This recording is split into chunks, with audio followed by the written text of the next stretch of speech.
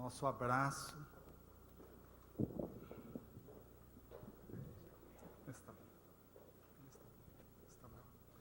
O nosso abraço bem caloroso, bem claro, do Pará que ainda não entrou no apagão e que resiste.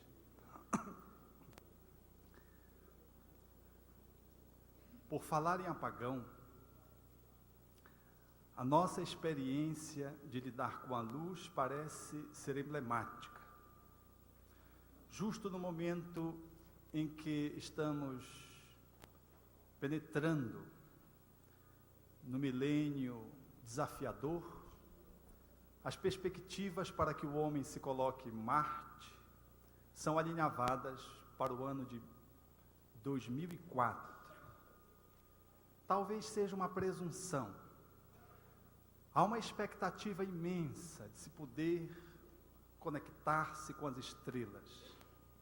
A despeito da afirmativa de Augusto Comte, em dizer que seria impossível analisar a constituição intrínseca das estrelas, o homem vislumbra a proximidade delas e, olhando para Marte, que não é uma estrela, mas que brilha como tal, ele se projeta na expectativa de poder, em dominando o planeta e pousando naquele ponto luminoso que ele vislumbra da Terra, satisfazer uma ânsia que ele vem dos fulcros da alma na expectativa de ganhar contato com a luz.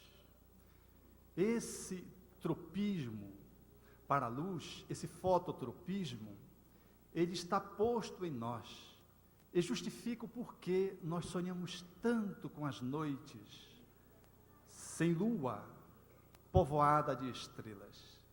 Nós não sabemos se dizer quem é mais bonito, se um céu enluarado ou se um céu exclusivamente estrelado. Essa expectativa de projeção, esse movimento que o ser humano faz, né, a tentativa de poder conectar-se com a luz, no fundo, no fundo, é uma ânsia de poder lidar consigo mesmo. Esse processo que vai na alma do poeta, mas que está posto no camponês, que olha para o céu de uma forma intrigante, tal como a do pescador, por um viés diferente do astrônomo. Eles todos retratam, no fundo, um movimento arquetípico que o ser humano tem de poder alcançar a luminosidade, a plenitude. E, curiosamente, quando os espíritos responderam a Allan Kardec acerca do que era o espírito propriamente dito, os espíritos responderam que era uma centelha, um clarão. Na realidade, o movimento de buscar as estrelas, ele representa uma perspectiva interna de podermos nos conectarmos com a nossa própria realidade essencial. Caminhamos para fora e não damos conta de que esse anseio, ele representa, na realidade, um movimento para dentro. Esse milênio que se surge nesse alvorecer, nessa primeira instância do terceiro milênio, ele talvez seja o milênio do movimento do homem, para dentro de si mesmo. E nessa perspectiva, talvez nós consigamos resgatar esse nosso sonho de poder conquistar as estrelas. E se eu sou centelha, se eu sou clarão, significa dizer que o outro o é, e daí ser tão intrigante essa viagem do homem com o homem, que ele perpassa na sua forma oral de expressar, cantando em verso, prosa, às vezes até vulgarizando no trato das suas relações com o nome de amor, com 1000 denominações, com 1000 expectativas de conceituações. No fundo, trava-se entre nós um desejo imenso de iluminarmos-nos no encontro com o outro. na perspectiva que o Espiritismo nos assinala, talvez possamos fazer algumas reflexões acerca dessa estrela que sou eu e da estrela que é o outro, e podermos assim entendermos um pouquinho do que se passa quando trabalhamos a dimensão da amorosidade, quando mobilizamos forças potentes, projetamos as nossas bolhas espaciais na conquista das estrelas, tentamos dominar a energia intratômica e nos esquecemos de que há forças poderosíssimas que jazem dentro de nós e que têm nos desafiado a competência de poder lidar com elas. Essas forças, que didaticamente podemos alinhavar em 3, apenas para efeito de compreensão, já que elas fazem parte de uma trindade una, elas talvez nos ajudem a entender o movimento que fazemos na direção de nós mesmos no encontro com o outro, que em síntese representa um encontro de estrelas. Sim, a paixão é uma dessas forças galopantes, impetuosas, arrebatadoras. Kardec colocaria a questão da paixão, perguntando aos espíritos, na questão 907 do Livro dos Espíritos, se era substancialmente mal o princípio originário das paixões, embora esteja em a natureza. Ao que os espíritos responderam: não, a paixão está naquilo que lhe acresce a vontade, o mal. Já que ela foi colocada como princípio, ela objetiva o bem, e tanto é que a paixão leva o homem a realizar grandes coisas. O abuso que ele faz é que constitui o mal. Essa questão, ela abriria um leque para as questões subsequentes, que nos dariam um toque acerca dessa força poderosa, arrebatadora, que se chama paixão, que necessita do punhado de racionalidade, do toque da lógica e do comando da vontade, para que ela possa operar de uma forma adequada. Diria os espíritos, e o codificador aporia uma nota explicativa, comparando a paixão ao cavalo, ao corcel, que a paixão é importante quando alguém dirige o cavalo, o corcel. Mas se o corcel dirige aquele que o monta corre risco. Deter a paixão e ser senhor dela tem um tipo de consequência. Ser possuído pela paixão e arrastado por ela é desastroso. Mas ela entrando como princípio em a natureza, fazendo parte da constituição humana, a paixão objetiva o bem e deve levar o homem à realização de grandes obras. É possível analisar a paixão em diversas angulações. Nós vamos pensar um ponto para podermos relacionar com a sexualidade, com a amorosidade, tendo em vista as relações humanas, o desejo do homem ser com outro homem numa relação de encontro de profundidade. A paixão, em realidade, ela tem um objetivo, ela guarda um objetivo, intrinsecamente relacionado ao sentimento. Ela surge como um meio termo para fazer conexões em 2 dimensões extremamente poderosas do ser humano, que é a sexualidade e que é a amorosidade. Sexualidade é uma energia demasiadamente poderosa, com seu impulso criativo, vinculado desde a realidade intratômica, na fala de André Luiz, até o concerto dos astros, numa dimensão macrocósmica. A sexualidade, ela desafia os seres, notadamente o ser humano, já que no animal ela cumpre apenas o seu objetivo instintual. No homem, ela é chamada a desenvolver outras funções, tem categorias mais bem elaboradas, uma complexidade mais ampla, e é no homem que também está presente a paixão, a força eros, que nós vamos aqui denominar para efeito de compreensão. A força eros, ela não está presente nos animais, outros que não o homem. ela é própria do reino nominal. A sexualidade, ela vem para a condição do espírito que se elaborou nas outras dimensões, nos outros reinos, e se constitui no ser, que é o espírito, de uma forma bastante intricada, com bastante complexidade. E a força eros, essa força da paixão, ela convida o ser humano a fazer uma conexão da sexualidade com uma dimensão mais superior do ser humano. Poderíamos até fazer uma comparação dos 3 andares, posto aqui por André Luiz, na fala da Marlene e do Fecuri. Diríamos que na sexualidade estamos a nossa realidade instintual.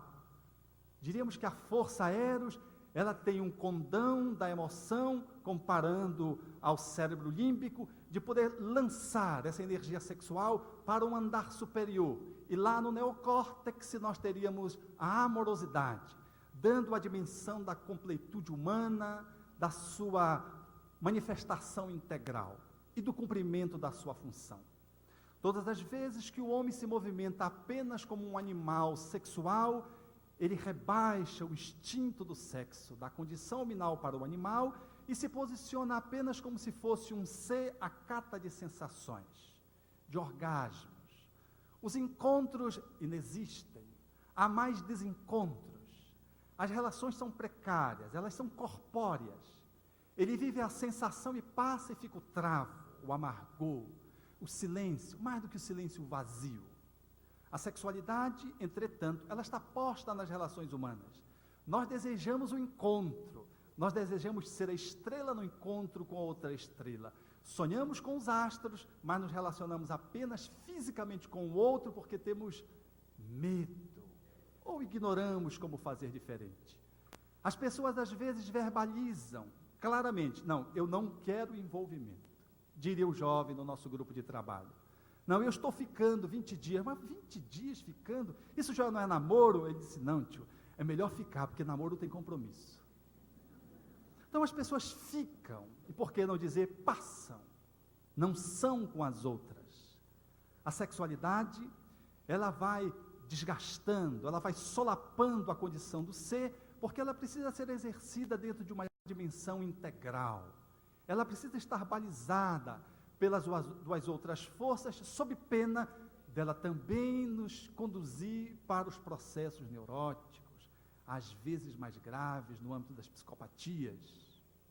Surge a força eros, posta em a natureza, como diriam os espíritos Allan Kardec, com compromisso de promover o homem um processo do crescimento e de fazer com que o homem pudesse galgar o sentimento, a amorosidade. Muitos vinculam a sexualidade à força eros, no entretanto ficam só aí, se apaixonam a cada esquina, no entretanto não se realizam. Envolve-se com o outro, não só sexualmente, há emoção, vibração, pulsa, no entretanto aquilo acaba depois de um romance que demorou breve, que passou ligeiro. Volta a se instalar um enfado, e a pessoa busca uma nova relação por quem ela é, tomada pela força da paixão, e é arrastada para a tentativa de novo encontro.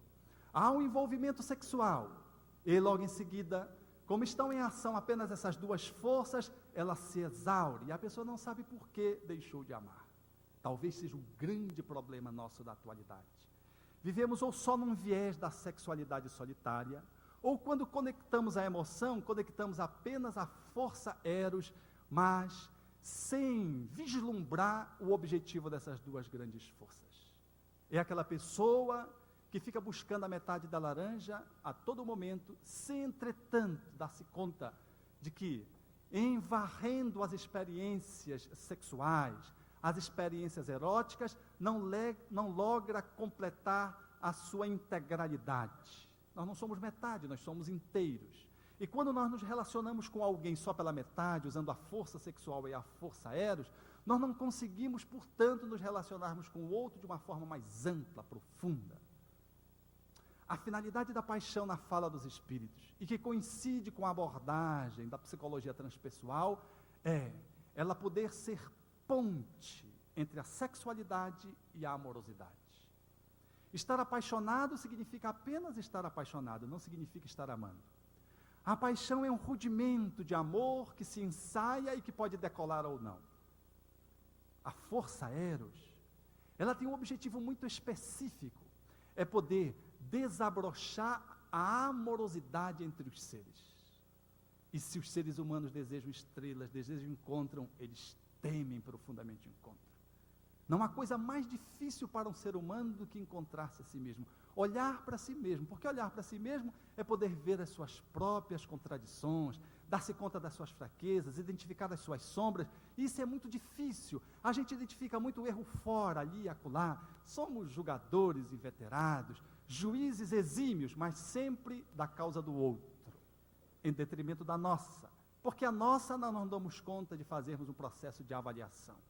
Então, o amor, ele é o grande desafio quando essas duas forças, elas se entrelaçam com a força amorosa, porque é nesse instante que a relação, ela se concretiza no âmbito de profundidade. E amar um ao outro não é estabelecer um encontro de corpos, é fazer um mergulho de almas. E nesse processo de amorosidade, a vibração da força eros, ela permanece se você implementa o amor e faz do amor um caminho, não um ponto de encontro, uma estação em que você chegou. O amor é uma trajetória, é uma viagem. Se você transforma a força amorosa numa viagem com o outro, onde caminhamos lado a lado, ombreando um com o outro, a vibração da força eros permanece e a sexualidade alcança os seus objetivos, tanto da procriação, quanto da troca de energia entre os parceiros, em regime de cumplicidade, como diria André Luiz, na formação de uma comunhão afetivo-sexual, no qual a dupla se alimenta um em relação ao outro, de alimento magnético. Alimento esse que lhe dá sustentação para que ele se coloque ao encalço do trabalho do cotidiano, na fala do Espírito Emmanuel. Assim, a força eros, ela objetiva abrir o espaço do amor. A força amorosa, ela nos convida a fazermos uma viagem de encontro íntimo, aonde deverá haver cumplicidade, intimidade, aonde nós ousaremos ser com o outro numa dimensão sempre nova, que faz com que a vibração eros, a força eros, fique pulsante. Quando o acasalamento começa a entrar no cotidiano, no ramerrão do dia a dia, e começa a surgir a apatia, é que nós estamos com medo de amar. E aí começa a haver uma ameaça, a força eros começa a ceder. Se o casal tem princípios norteadores de vida, moralizantes, ele mantém uma sexualidade que cai de qualidade, notadamente na mulher, e mantém a amorosidade no companheirismo, no respeito, mas a força eros cai. Cai aquela vibração, e o casal sente-se ameaçado na relação. Ele pode levar esse casamento até o fim da encarnação, se ele tem princípios norteadores que lhe dão sustentação, do âmbito de vista moral. Mas, se não os tem, eles simplesmente não dão conta de manter a relação. Acaba o encanto, eles pensam que acabou o amor. Não, deixou de existir o investimento no amor, e por isso a força eros se retira. A força eros só se mantém quando nós conseguimos assegurar a presença do amor, do investimento no amor. Se nós congelamos o nosso amor, a força eros, ela deixa de cumprir a sua função naquela relação e ela vai se esgotando. E começa a surgir os primeiros sintomas de apatia que caminha na direção da indiferença conjugal. Eu conheci uma senhora, 30 anos, que ela tinha de acasalamento. Conheci numa excursão. O que me chamava a atenção é que ela era uma mulher muito feliz, ria, alegre, todo o tempo satisfeita. Nos momentos mais críticos da excursão, ela estava sempre fazendo uma proposição otimista, nunca perdia o bom humor, e eu me intriguei com ela. Uma senhora de uma certa idade, e lá por um dado momento, eu consegui me aproximar para perguntar para ela, disse, qual é o segredo da felicidade? Ela disse, o casamento. Eu disse, fiquei um pouco assustado, né, porque casamento... Ela disse, meu filho, o meu esposo morreu,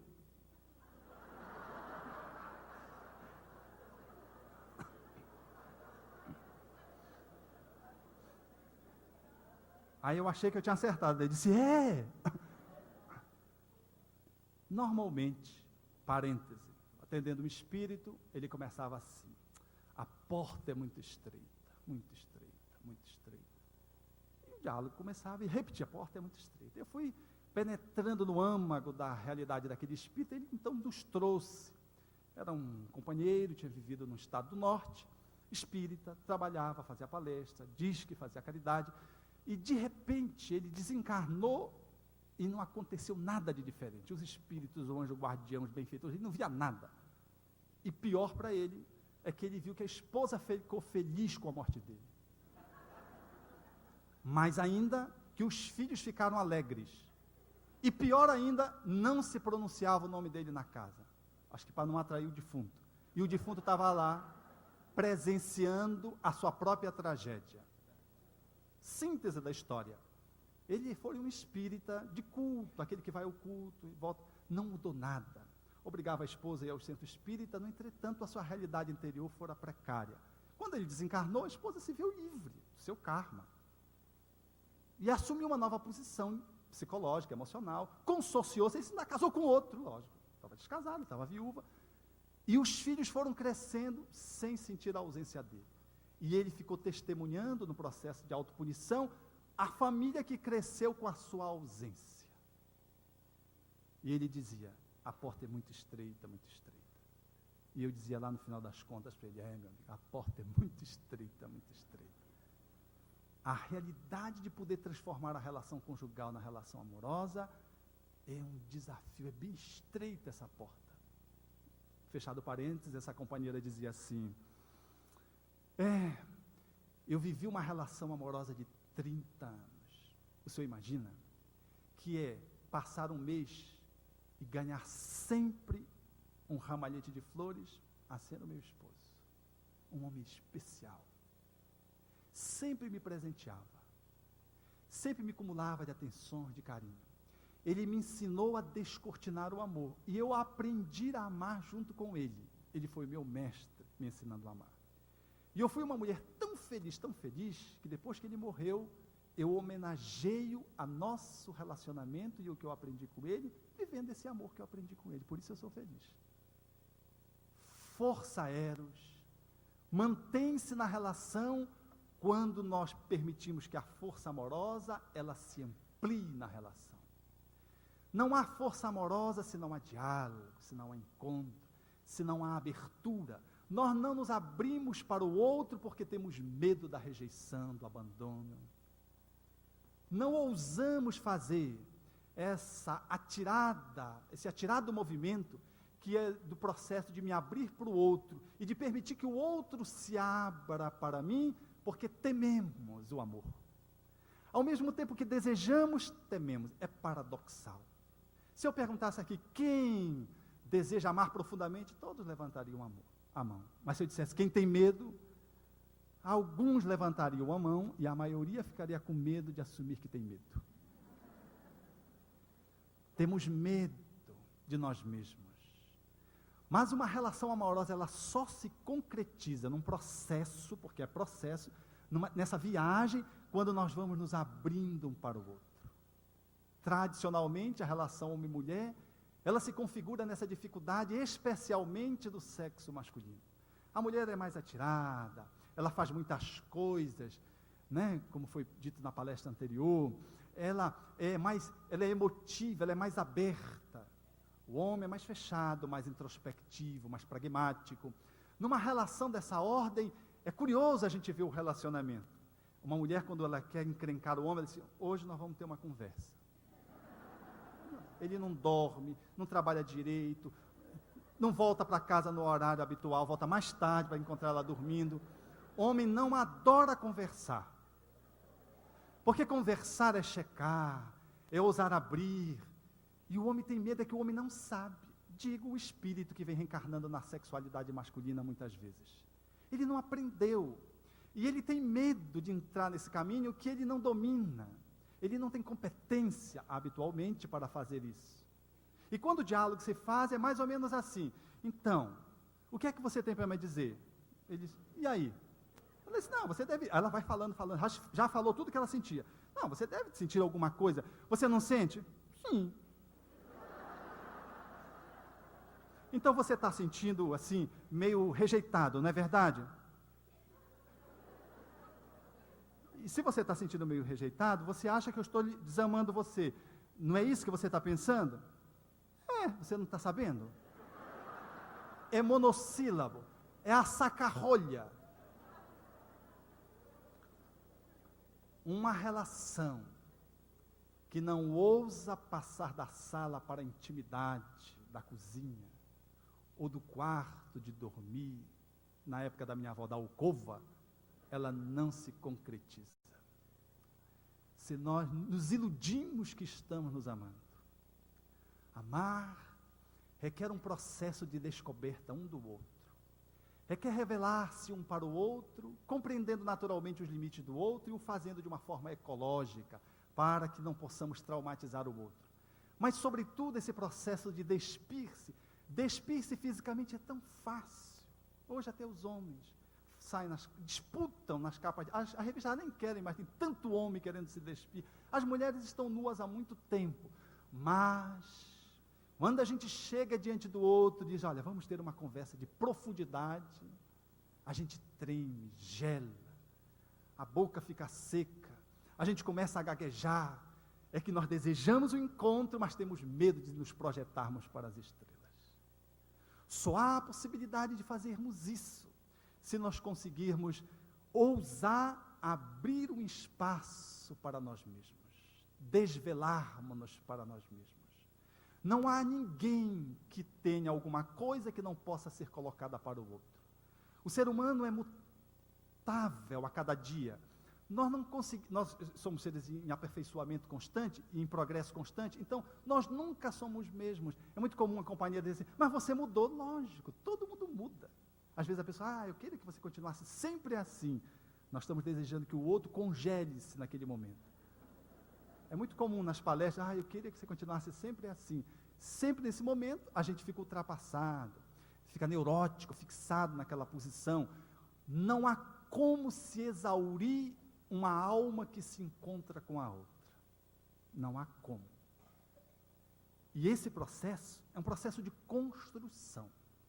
A força amorosa, se ela está posta nessa direção, o casal tem a vibração da força eros. A sexualidade se mantém. E se houver algum prejuízo da sexualidade em função de algum tipo de senão, ainda assim a força eros se mantém consonante com a força amorosa, que está sempre em expansão. Ela só se mantém quando a força amorosa está em expansão.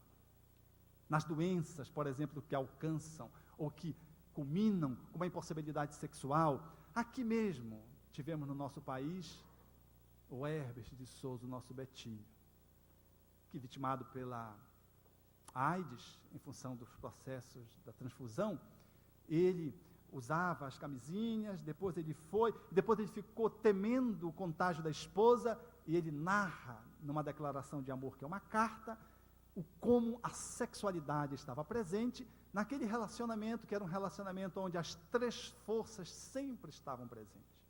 Na sua última etapa, a sexualidade genital deixou de existir, mas a força sexual estava presente.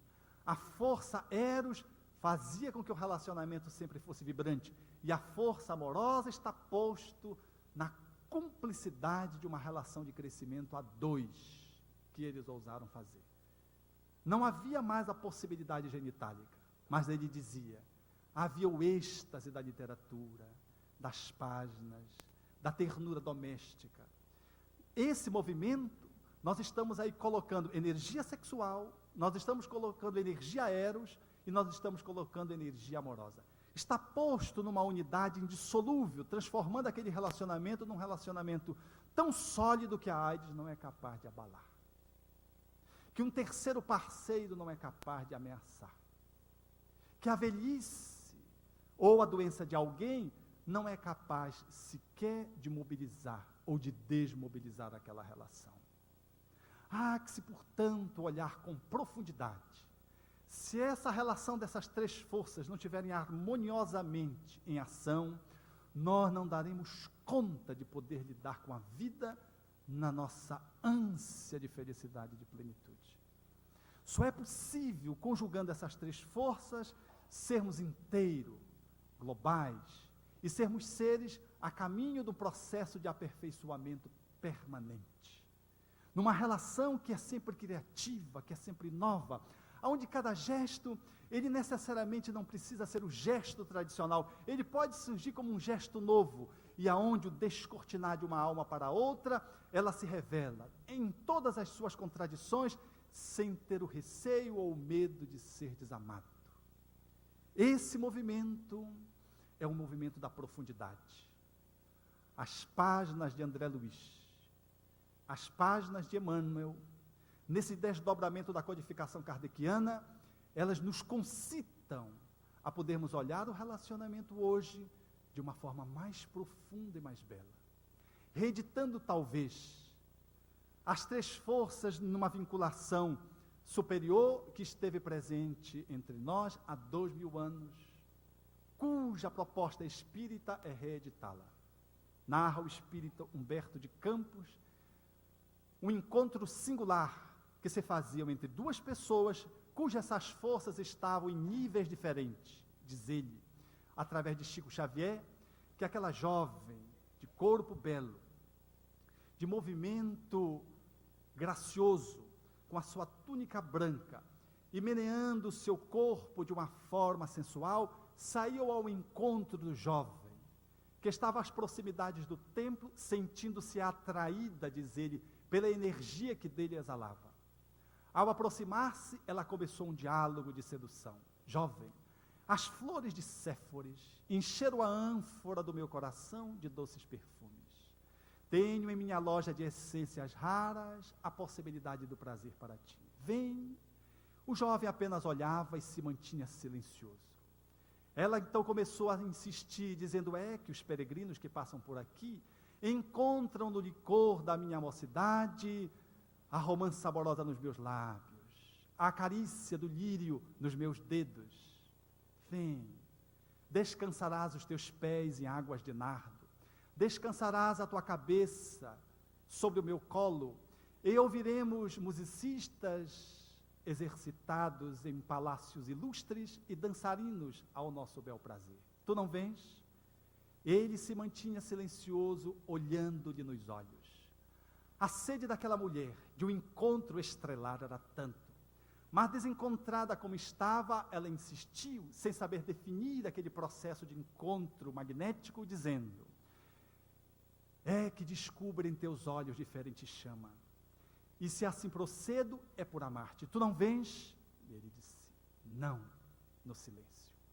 Ela deu meia volta, saiu agastada e distanciou-se. Anos depois, lá estava o jovem curando no tanque de Betesda, quando uma velha se aproxima e fala-lhe aos ouvidos, e ele em seguida, após alguns momentos, se retira na companhia daquela pessoa ao encontro de alguém que suplicava ajuda. Ao aproximar-se de uma casa, lá estava alguém que gemia. Ao adentrar, ele fala, na casa de meu pai nunca se extingue a esperança. Aproxima-se e lá está aquela mulher do primeiro encontro. Agora, com a sua feminilidade rompida, era apenas uma sombra em chagas, cuja lepra lhe tinha dominado o corpo, o cabelo desnastrados, e apenas o olhar trazia um toque da feminilidade de então. Ele olha-lhe, aproxima-se, ela olha-lhe nos olhos e descobre aquele mesmo jovem pelo qual ela se sentiu atraída sem saber entender e tentou lhe seduzir e diz, mas como tu, o jovem profeta nazareno, que cura, consola e ajuda, por que tu vens só agora? Agora eu não tenho mais nada para te oferecer. Ele olha-lhe, acolhe-lhe sob as suas mãos e repete a fala dela anterior, olhando-lhe nos olhos como uma estrela que encontra outra. É que descubro em teus olhos diferente chama, diz ele, e assim procedo por amar-te. Acolhe-lhe, e ela então suspira naquele momento, que era o momento de encontro. Aí está essas três forças postas. Nele, as três forças integradas, sabendo dizer não e sabendo quando dizer sim. Nela, a força desencontrada da sexualidade, em desconexão com o amor, mobilizada no movimento simplesmente erótico, desencontrado, culminando mais tarde para as consequências inevitáveis, que era a desestruturação do corpo. Lá está ele, o amor em nível superior, a sexualidade inabordável e a força eros pleno, vibrante, naquele encontro de almas, diferente do primeiro encontro, que seria apenas um encontro de corpos. A proposta espírita desses dias é pensar essas três forças daquele homem sublime e terno, que vem ao nosso encontro na linguagem suave e doce de Allan Kardec, desdobrado por André Luiz, para que possamos fazer das nossas vidas dignas de encontros e de autoencontros. E aí talvez nós possamos dizer, como dizia Olavo Bilac, numa fala poética, e traduzindo profundamente esse anseio do homem pelas estrelas, sem que esses homens se deem conta de que esse processo de encontro só se dá quando mergulhamos na centelha que é o outro, através da centelha que sou eu, nesse encontro magnético de almas, que se expressam através dos olhos. Diz Olavo Bilac: ora, direis ouvir estrelas, certo perdeste o senso, eu vos direi, no entanto, que para ouvi-las, muita vez desperto, e abro as janelas, pálido de encanto. E conversamos a noite inteira enquanto a Via Láctea, como um palho aberto, cintila, e ao vir do sol, saudoso em pranto, ainda as procuro pelo céu deserto. Relocado amigo, que conversas com elas? Que sentido tem quando estão contigo? Direi: amai para entendê-las, pois só quem ama pode ter ouvido capaz de ouvir e entender estrelas. Obrigado.